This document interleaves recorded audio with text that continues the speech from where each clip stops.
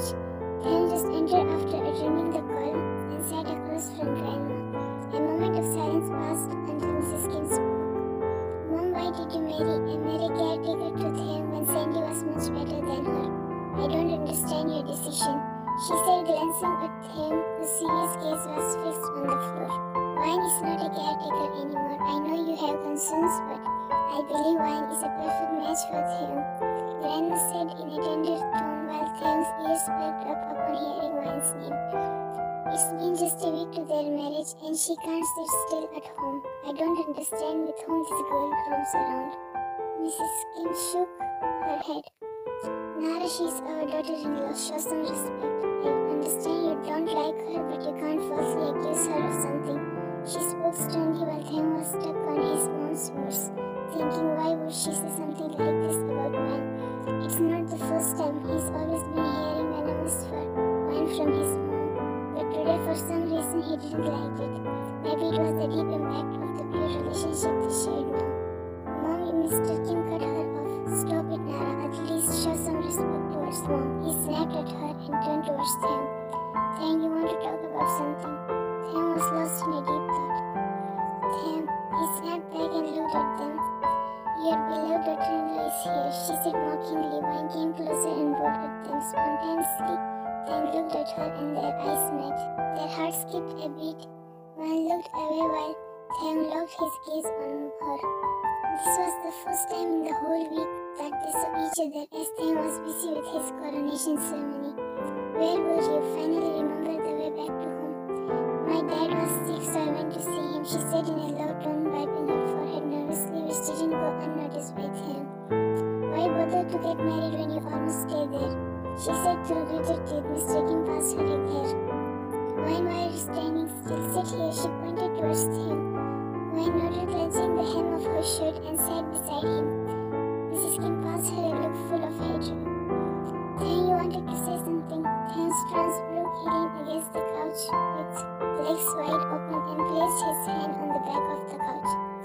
I want to move out to my mansion, he said, shaking his leg which brushed against Wine's knee, giving her goosebumps.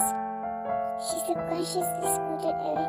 Mrs. Kim opened her mouth to speak, but Th interrupted. I'll take my wife with me. But why Th? I mean, how will she live there alone? He raised his brows and sat straight, brushing his hand against her hair. I'll be there. Why would she be alone? However, if you don't want me to be close to this little thing, then I can't help it. Mrs. Kim passed him a glare when Wine's face heated upon hearing the name little thing. He stood. Let's go, little thing. I'm already late for my meeting, he said, glancing at his wristwatch. But Grandma will take care of you, she said, fidgeting her fingers. Th turned towards her. You are no more my caretaker now. You must take care of your husband. Wine stood and blinked several times, seeing Th's intense gaze locked on her. I want to pack. Th leaned closer to her ear and whispered, I have no problem throwing you over my shoulder. Wanna give it a try? She stepped back, glaring at him. He smiled, shrugging his shoulders and shoving his hands into the pockets. You'll get all your belongings there. I'll bid farewell. He nodded. Few days later, just a few days passed since they moved. Th is quite busy with the meetings as he has recently taken over everything, due to which Wine didn't get to see him. Now Th was in the car feeling sleepy. All he wanted right now was just a good sleep at home and probably tease Wine a little, as he hadn't gotten the chance to do it in the past few days. As the car drove down the quiet road, the sound of the engine filled the air. Suddenly the silence was shattered by the ringing of his phone. He attended the call. Max, his tone was as cool as ice. Sir, ma'am is gone to the restaurant to meet someone. Th fixed his gaze out of the windscreen. Who? Some guy. Th's eyes darkened. Send me the location. He declined the call. In a few moments he received the location and told the driver to stop at the restaurant. Soon the driver pulled in front of the restaurant. In the restaurant, Wine was sitting in front of Matthew, tapping her fingers on the table. Matthew sighed for the 100th time. Come on, baby sis. Speak up. He leaned on the chair. Wine rested her elbows on the table. I'm trying hard to come up with the right damn words. My life is screwed up. She rubbed her temple. He passed her a questioning gaze. I got married to him thinking I would live peacefully. I didn't even care about the class difference and his mom's hatred to escape my parents' grief, but nothing changed. They are still pestering me to ask him for money. This is so shameful. She placed her head on the table and groaned. Matthew pat her hair. Don't worry, Wayne. You'll find a way out. At least you are saved from being sold. She swiftly lifted her head. All thanks to you, Matthew. If we hadn't heard their conversation, I would have been knocked. Did they hurt you after your marriage? Wayne looked at him, her eyes turned hollow. She nodded, looking down. Matthew held her hand. Sometimes I wonder if I'm really their biological daughter. They treat me like a trash. Even the reason behind Mrs. Kim's hatred is also mom. Your dad and my dad share the same blood, but why are they so different? I wish they realize how lonely I have felt all these years. She said in a low tone, baby sis, don't ruin your mood for those people. They are not worth it. You're not lonely, you have me and also a devilishly handsome hubby. He said the last part with a wink. Wayne's lips curved into a smile. Indeed, he is devilishly handsome. Well, how's everything going on with him? She grinned, gesturing him to come closer. Matthew leaned closer while Wayne whispered into his ear without knowing a pair of almond eyes were staring at them with piercing gaze. You'll tease me if I tell you. She pulled his hair playfully. Matthew hissed. What was that? Wayne opened her mouth to speak, but the phone call grabbed their attention. She saw the caller ID. It was him. Speak of the devil. Wayne passed him a glare and answered the call. Where are you? She heard his deep, cold voice as soon as she attended the call. Wayne gulped, looking at Matthew, and spoke. I am at my parents' place. She rubbed the back of her neck, then curled his fingers into a fist. He declined the call, not wanting to say anything that he would regret later. Wayne glared at the phone as if it was him. Why did he just decline the call? Matthew, I must leave. Let me drop you. By the way, you must inform me whenever your parents call you. She nodded and stood. Alright, let's go. It's getting hard for me to lie. Time skip. By the time Wayne arrived home, she saw Theon's car parked. She made her way in and asked the maid where Theon was. The maid said Theon is in their shared bedroom. Wayne nervously walked to their shared bedroom and opened the door. The room was dimly lit. Theon's dark cologne hit her nostrils. She closed the door and stepped towards the bed. Her gaze locked on his silhouette, covered in the comforter. She smiled, seeing him peacefully asleep, and sat on the bed and leaned towards him, staring at his features. I'm sorry, I didn't mean to lie, she whispered inaudibly, and traced his features with her fingertips. She traced her thumb over his cheek. How can someone be so handsome? Not devilishly handsome. She giggled and brushed the hair from his forehead, but gasped as Theon opened his eyes. She was about to move away, but he held her hand and pulled closer. Because I am a devil and only devils can be devilishly handsome. She landed on his chest with wide eyes. You were awake. She wiggled in his grip, but he pulled her even closer. When did you arrive? He whispered in a husky voice, ignoring her question. A few moments ago. She also whispered, captivated by his mesmerizing touch. Theon tucked the hair strands behind her ear. Where were you? He grabbed her hair, but in a gentle grip. She gulped, noticing his dark eyes. I told earlier I went to see my father. She avoided looking into his eyes. Theon stared at her for a while, and in a blink of an eye, he switched the position. The wine was lying underneath him. From this moment, you will inform me wherever you go. Got it? He held her jaw and muttered in a cold tone. She nodded like an obedient kid. Are you hiding something from me? Tell me if you are. He caressed her jawline, went out for a while, and shook her head in denial. Words, little thing. I have a name. Stop calling me little thing. She said angrily. He smiled. Stop me if you can. He shrugged his shoulders and rested his head on her chest. What are you doing? He smiled internally, seeing her visibly shaking in his proximity. Her breath hissed. Sleeping, he held her tight. Breathe, little thing. Don't force me to snatch your breath for real. You're sleeping on me. Move away.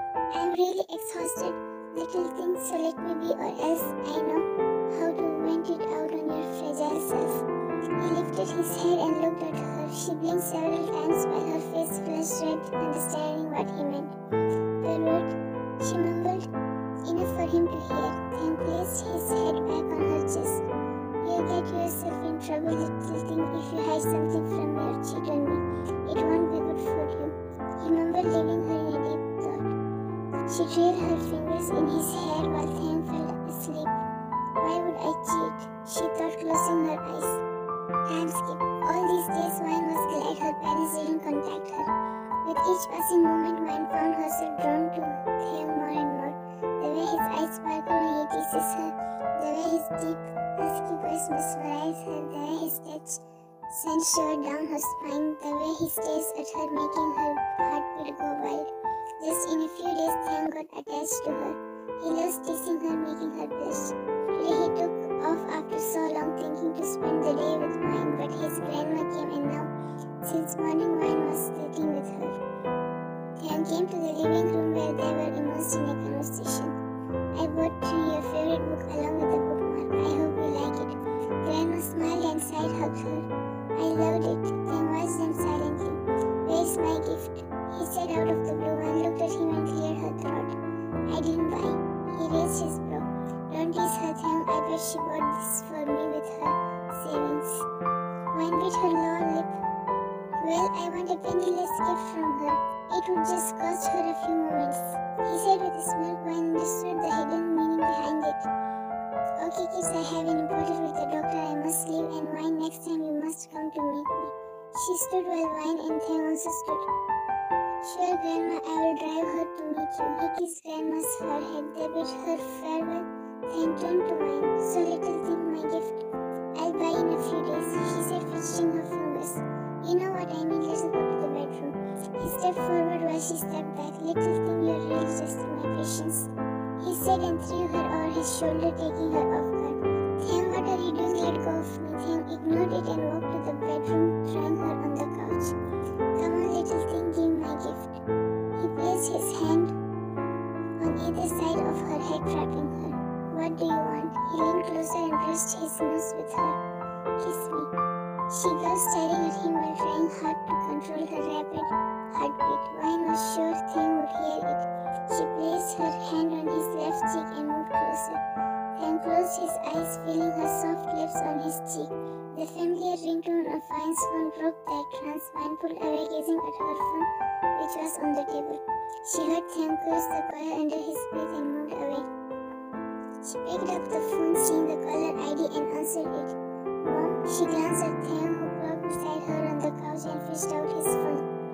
Wine, if you don't give us money, your dad will come there. Wine frowned, but Mom, she interrupted her. No, but Wine, you have 3 days or else we're gonna show up there. Your dad is drowning in debt. Can't you help him? Wine wanted to say it's all his doings. Instead, she just hummed in response and declined the call. What happened? Is everything fine? He kept the phone. Yes, it's fine. 𝐘𝐻 brushed her hair from her shoulder, trailing his fingers over her neck. Don't hide anything from me. Tell me if there's something. She stared at him, thinking, I wish I could tell you, but what if you think I'm greedy? I married you for your wealth. I won't hide. Her voice didn't come out above whisper. She placed her hand on his. I got something for you. He slid out a ring box and opened it. Wine slightly smiled. I hope you like it. It's nice. 𝐘𝐻 held her hand and slid it onto her finger, but her response disappointed him. He wasn't expecting this kind of reaction. You like it? He asked, unsure, as her response seemed cold to him. Yes, I do. She nodded while her thoughts were drawn to her parents. What if they came here? Until when will I lie to him? It's getting hard. 𝐘𝐻 shrugged it, thinking she might be stressed as her father is ill. I wonder why didn't I notice you earlier? She looked at him, mesmerized by his deep eyes. You're interesting, she asked with raised brows. 𝐘𝐻 passed her a charming smile and opened his mouth to speak, but his phone rang, grabbing his attention. He let out a sigh and stood answering the call. 2 days later, Wine's parents were constantly threatening her. She felt mentally drained. Today she had informed 𝐘𝐻 that she was going to buy some groceries. 𝐘𝐻 sternly told her to go with the driver and guards, which she did without arguing. Then she handed the bags to the guards and told them to wait for her as she walked to the jewelry shop. She stood there and slid out the ring that 𝐘𝐻 gifted her. It won't be a big deal if I sell this and give them money.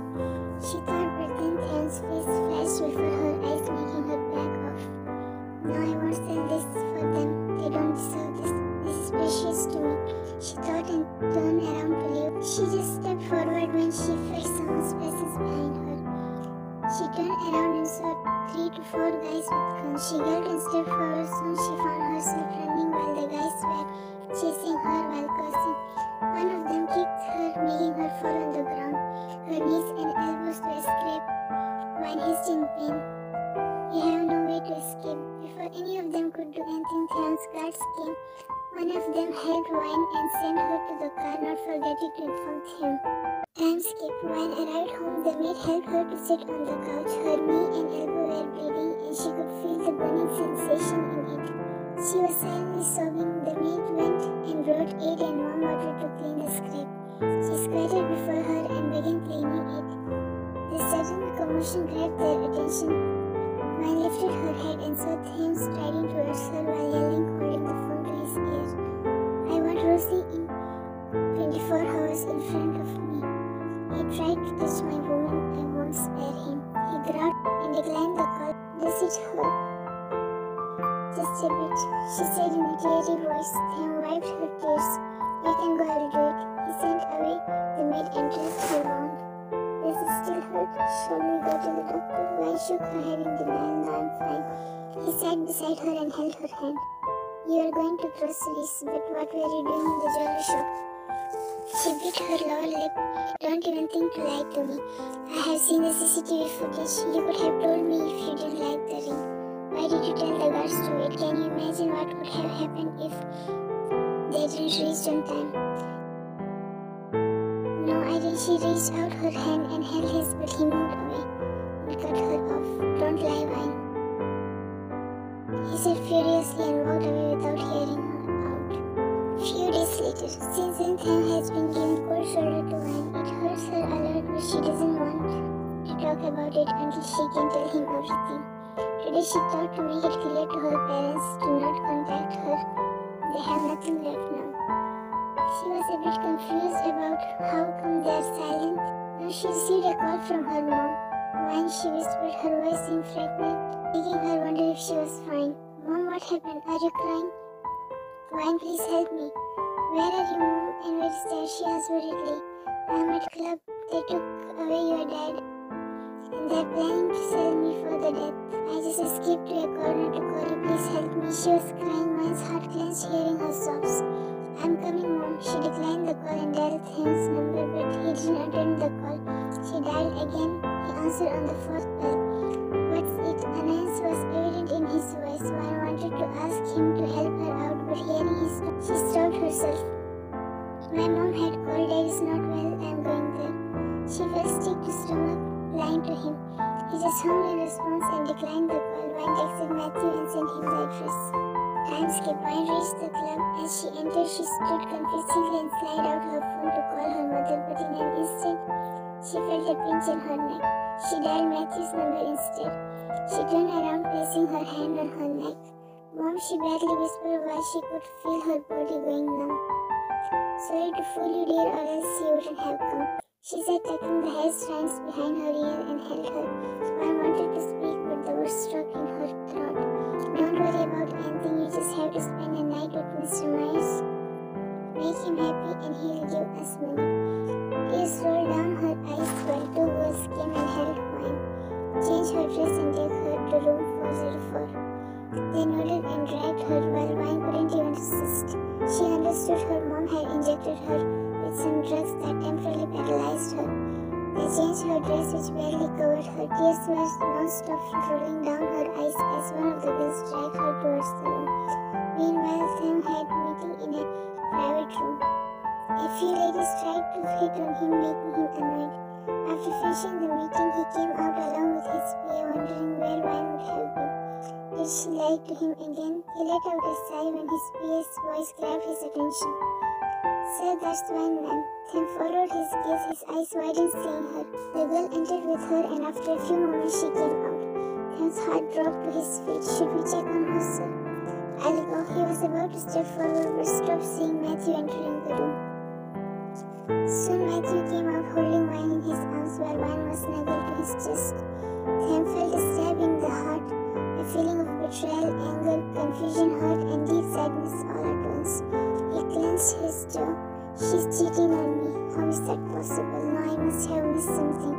But why does she keep lying to me? he thought, ignoring the pain that arised in his chest. Luca followed him to the car. Next day, Wayne was hospitalized as she was overdosed. Matthew was by her side the whole night.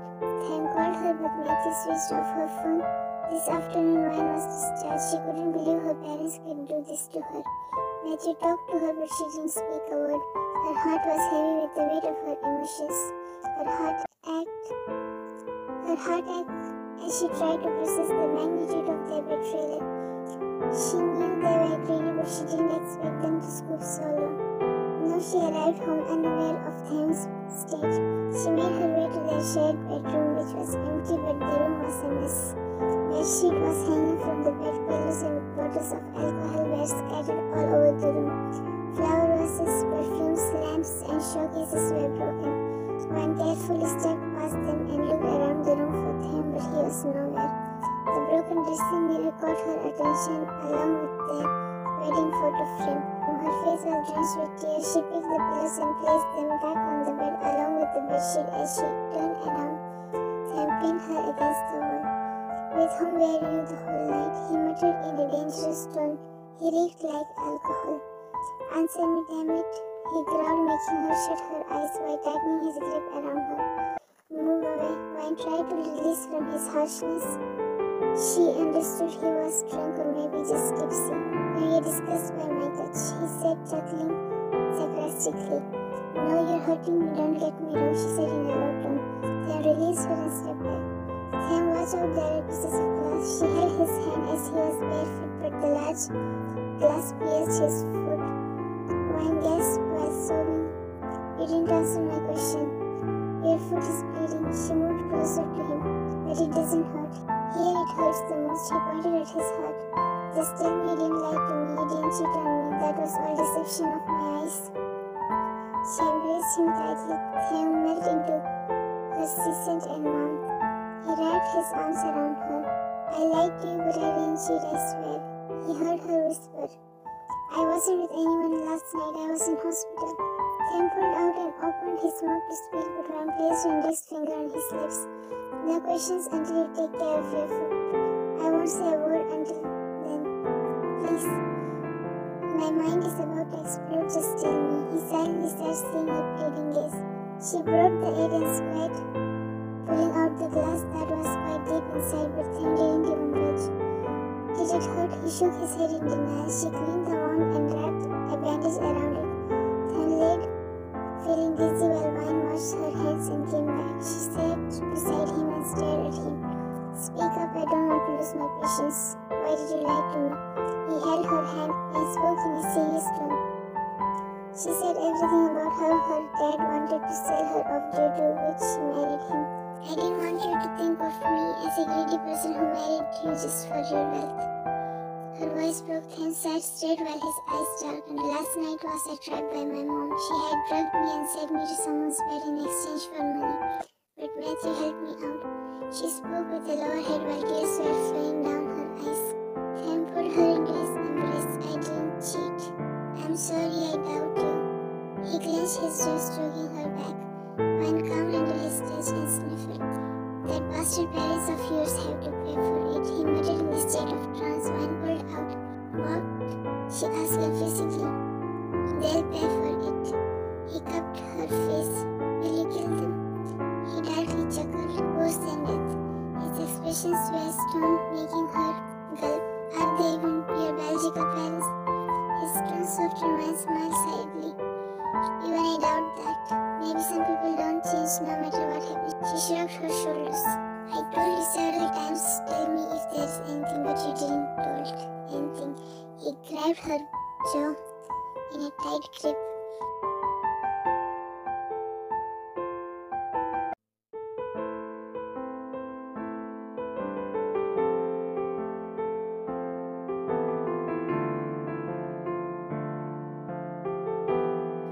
"You'll not hide anything from me from now on, got it?" he said in a stern tone. She nodded, but something clicked in her mind. "You know why your mom doesn't like me?" Then shook his head in denial. "Mrs. Kim's brother, your Uncle Singh, committed suicide because of my mom. She cheated on him with my dad." She spoke embarrassingly. "These people are just troublesome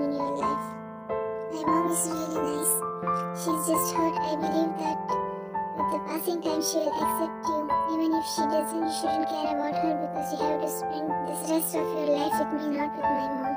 He kissed her cheek and slid out his phone. How did I get so lucky to have someone like you? She pressed her forehead against his, then smiled and texted Luca to bring Wayne's parents to the basement. No, I'm lucky to have you.